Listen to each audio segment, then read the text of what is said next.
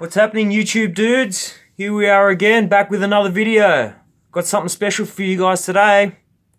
I finally finished that LEGO Articuno mock, and here she is. He, she, whatever you want to call it. But I think it turned out pretty good.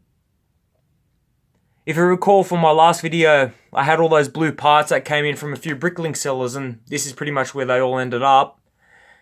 I wish I'd done a progress video for you guys, but I was just too far into this mock, and I have been doing LEGO builds for quite a little while and very new to YouTube, so I didn't get to do many progress videos for you guys. It would have been good process because there was a lot of trial and error with this build. It was quite hard. Mainly the wings and the body, that really tested my patience, but everything else came together quite smoothly, which was quite surprising. But anyway, let's get into it, and I'll take you on a bit of a walkthrough and how I've done things and what parts I've used. And let's just get into it. Okay. So as we come up to the bird, or Articuno, as being a big Pokemon fan, we'll start off with the base here. I went with the just sort of snow-covered rockwork look. I had pretty much all the parts to make that base, which is quite good, so I didn't have to spend too much. And, well, you might be wondering how this thing actually stays together. There's no glue, there's no strings, there's no transparent rods, no magic tricks. The whole thing, it's all just Technic connections down through the body and down through the legs. But the feet the feet just sort of come off, and as you can see, the Technic pins, the rods go all the way down into the base, so that anchors it in there. And then the second anchorage point, which I really had my fingers crossed that would work, is the tail. I know it's kind of hard to see, but I've got it Technic pinned in from the tail into the base as well. So from the back you can't tell at all, but it is pinned. So when I do display it and take it and I have to transport it, I can unplug the tail, lift the bird off the little Technic connectors and take it in two parts, because otherwise, I mean, look, it's not gonna fall apart if you look at it or sneeze on it, but you know, a bumpy car ride, maybe, who knows. Anyway,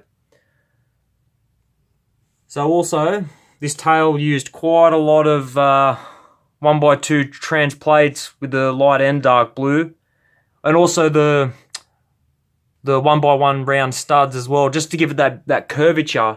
It's all self-supporting. It holds its shape. It does move. You can sort of shape it how you want a little bit, but it holds pretty well. It gives it that nice organic look. Sorry, we went out of focus there a little bit. Bear with me. Coming around the back again, I've got some of those. Well, from a Chima set. I bought a whole bunch of Chima at half price a couple of years back from Target. And these are like mammoth rib pieces or something, but I thought they made sort of nice icy quills, or I don't know, just some kind of detailing coming out of the base of the body there. I think it looks pretty good. Got a few bits of trans clear slopes on the tips of the tails, give it that icy look, being Articuno's an ice type and all. Like I said, the wings and the body were the hardest part. We'll come around the back. Just getting the shape, and it was really hard to get an organic look, and to get the wings to sort of look folded back, but also be strong as well. I mean, they're not going to come off. They're pretty much stuck on there. Once again, no glue. Don't be silly. Coming underneath, we've got sort of those cement mixer, I don't know, maybe cement mixer cylinders, those, I don't know what the piece is called, but anyway, that makes up sort of the thigh part of the leg. And then I've got the street sweeper, the little street sweeper bristle pieces underneath here. I don't know, I just thought, let's just use them. I had a few of them, let's try something. Stuck them in there, they look pretty decent. They give that, I don't know, feathery sort of look. Alright, coming up to the head. The head had a couple revisions as well. I originally just changed the crest, just you bear with me a second. This was the, sorry, my camera work is terrible. I'm trying to multitask here. This was the original crest I had on there. So as you can imagine, it was there, but for a couple of reasons, I just had to change it to this. It still looks pretty good. It achieves the job. You get that three-pronged... Sorry, this lighting's no good either, but anyway.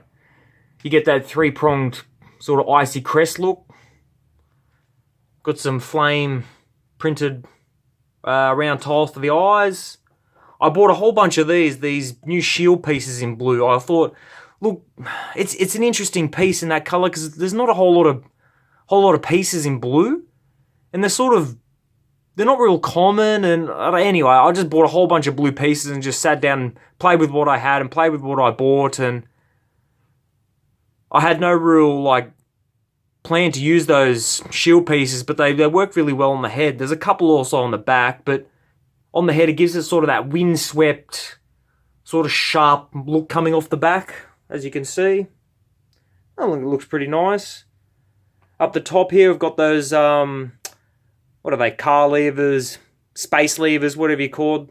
There's a few quills on the top of the head. I had a few of those in my past collection, but I bought a few more, probably too many more. But they're a pretty inexpensive piece, so it's not too bad. With all the pieces I did buy, I didn't actually end up with too many spares, which was good.